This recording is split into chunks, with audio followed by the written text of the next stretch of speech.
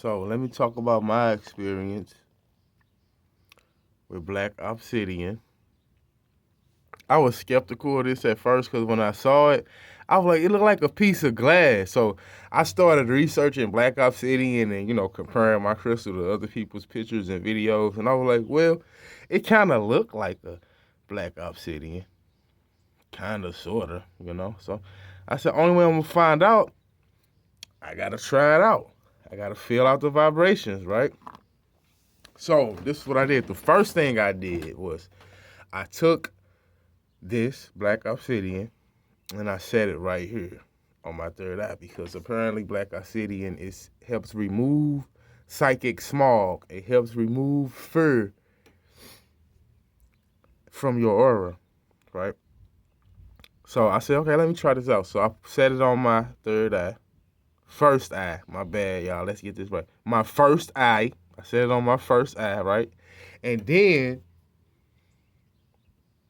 I just sat there for a minute. I was like, okay, I feel something, so I could feel this sensation right here, right? It wasn't very strong as I expected it to be. It was like kind of light and faint, but I could feel it, right? And then I started to feel like straight. If we took like a a pole or something and stuck it straight through my head, I could feel like all the way to the back of my head. I could feel this this thing like going like, and then it went back and it just stayed back there for a while and it went away.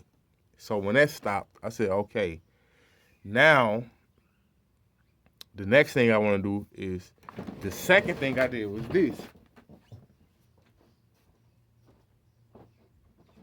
After that, I took my black tourmaline and I set this on my third eye. After I did that, right? Because I wanted to clear it out, clean it all the way out. I let the obsidian take away the smog and the fear, whatever limitations I placed upon my first eye subconsciously. So then I put this on there to help ground it and to also help stimulate my third eye, to like give it something to, help stimulate it, right? So I put that right there, set that right there for a minute. Then I was like, okay, since I'm doing all this first eye work, let me make sure I'm grounded. So I took this black tourmaline and I taped it to the back of my, spinal at the bottom of the root chakra. And while I did that, I took my piece that I made myself, my amethyst and my citrine piece. I know some people say you shouldn't put two crystals together, but I don't know. I did it anyway, and I don't have any problems with it. So I did that. Citrine, black tourmaline. By the way, according to my research, this is not real citrine. This is an amethyst that was heated to turn this color to appear as citrine, right? Some people say it don't matter. Some people say it do. I don't care. It's an amethyst. This an amethyst. Boom, I'm ready to roll, right? So I took that and I set this right here on my third eye. And then I took a blindfold. After I did that, I took a blindfold and I put it all over this. I covered up all of this with the blindfold. And I sat there and I meditated, right? Eyes closed.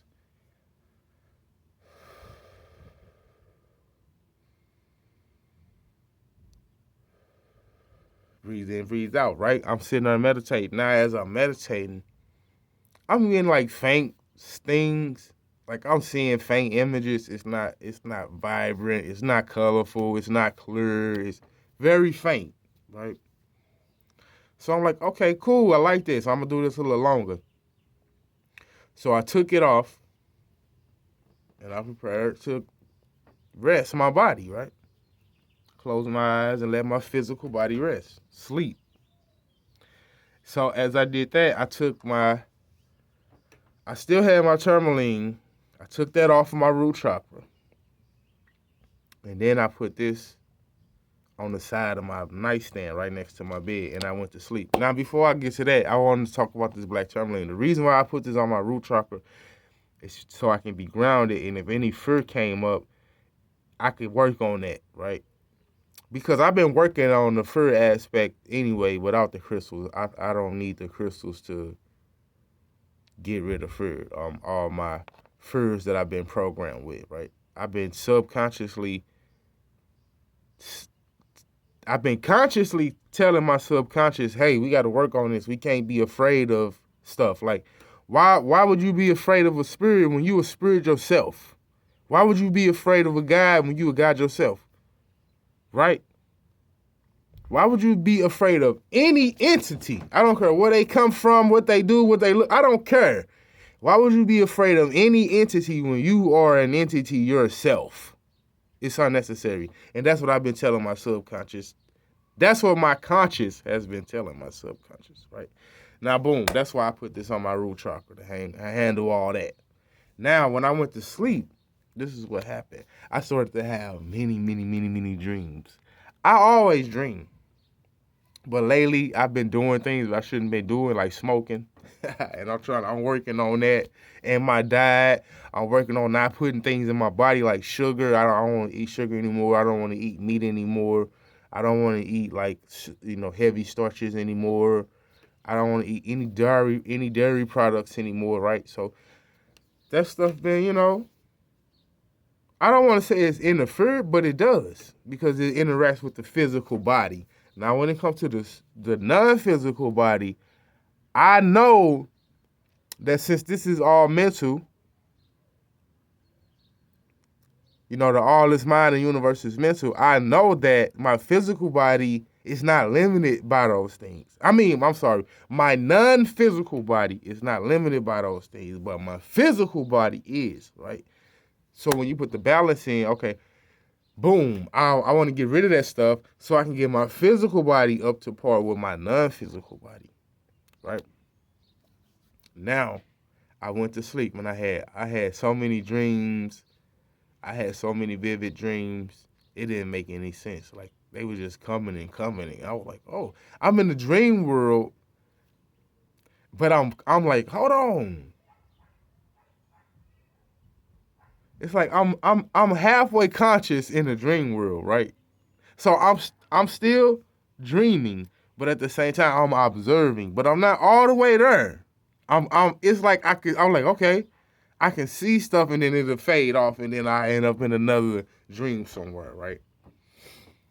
So I just want to say, to me, I feel like that helped me a lot with visualization and also with when I'm in a dream world, it makes things more vivid and more clear. So I'm going to keep practicing that, and I'm going to see how much I can build on that and how much I can strengthen that and see how far I can go with that. And my next experiment is the chevron amethyst. I'm going to start using this. I want to see what this can do. I'm going to start using my chevron amethyst.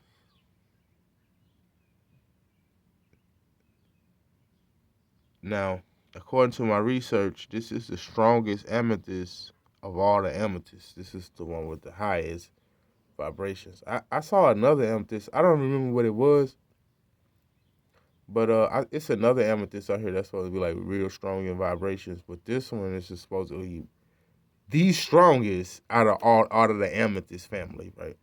But we're gonna put it to the test. I'm gonna place this right here, and I want to see, because when the crystal is strong, when it's really strong, and you put it right here, you're going to feel it. I don't care what nobody tells you, you're going to feel it. Unless you already at that level, then you might not feel it. Or unless your first eye is calcified, which I think is also some stuff we need to dive into more, because like I said, if the universe is mental and the mind is all, then how can I say that this physical stuff is limiting me? It's like contradictory. But anyway, I just want to come and show off my quartz ring to y'all real quick that I made too. I be making jewelry over here too. I'm gonna start putting stuff up for sale eventually, but right now I'm just working on myself right now. You know, I'm trying to get my vibrations higher and my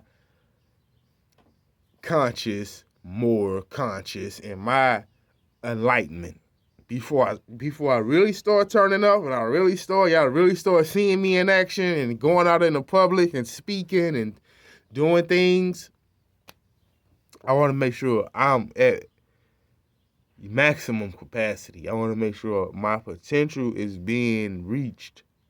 So for now, I'm just gonna do this. You know, I got this. I like this. Quartz. It reminds me, every time I wear this ring, it reminds me to stay positive, you know, because we manifest in our reality.